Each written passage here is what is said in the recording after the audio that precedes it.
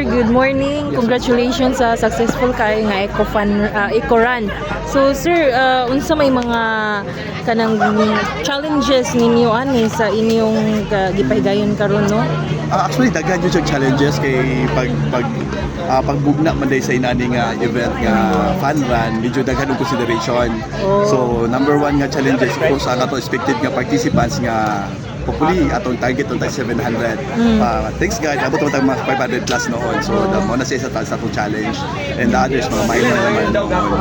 So however, successful man na atong ang event noon. Gitawag na to nga, this is the first na itong kinabuhat sa Taguluan, the first ever nga Eco Fun Run.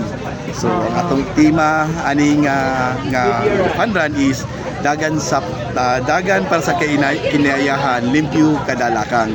So pasabot na natay special event or special nga event sa 3K, natay namunit og mga basura.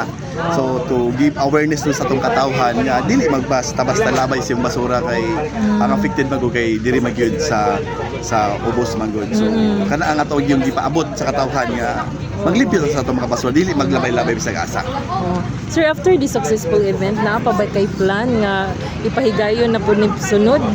Hopefully by next year, hopefully maka-second ta. Okay, this is our first, daghan kayo o mga nakita na nga challenges, daghan to be improved sa next year nato. Hopefully by next year, with approval ni Mayor, sayang kung gusto ni Mayor nga ato na ipahigayon otro, ato na ipahigayon ang Eco Fun Run kay this is IEC man good na activity, not just only for physical fitness sa atong katawan, but at the same time for awareness sa environment. Sir, what do you think? Pila gid ka months kinahanglan siya preparahon? Mas maayo ba sa mong base sa mo ang experience karon, mas gwapo jud mga 6 months. Naka-prepare na ka kung pila ka book t-shirt imo ipandan, ipatahi, ang mga medals, pila ka medals kay this is made of gikan jud sa gawas gini nga medal, wala gi siya local ani nga ma-order kaning medal gani nga tuyok o kani siya. So walay local ani nga mapalit nato. So gikan sa gawas mo dagat pa siya og 2 months po na pag-order ani. So taas nga preparation mas maayo. Sir, kinsay imong gusto pasalamatan ani nga event, sir? Of course, ang atong yung number one nga gahead aning sa atong mayora. Ato ang very visionary good and very supportive nga mayor, si Atty. Jaimano Ilibing, na siya gyud nagpasimono ani nga mag-conduct aning kami gyud nag-facilitate sa office of the Menro and the office of the MDRMO. So duha mi ka office na ani nga facilitate karon.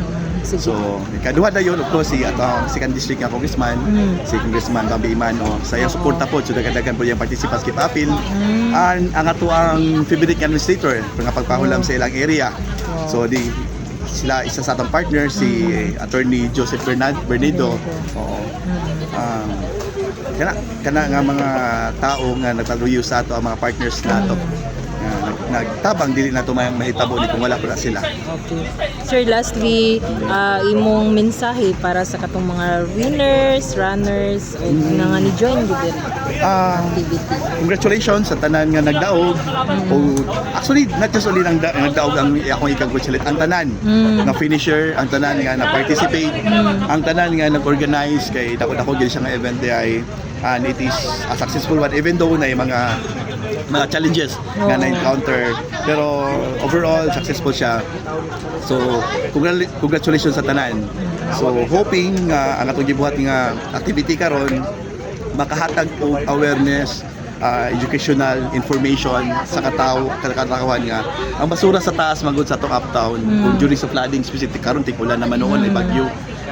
Even dahil ninyo karon ulan kay na bagyo. So ang basura dito mo lower magyud down, and one of the issue diri sa uban sa ubos is the urban flooding. So mo na gusto ipaabot gyud nga along the way may mga basura ipamulit nato. So dili na responsibility sa LGU nga mamunit, responsibility sa tanan. So this is a shared responsibility sa tanan. So kita tanan dili na mo na mabuhat alone kung dili to malimpyo ang Taguluan, kung dili sa tinabangay sa tanan. Thank you.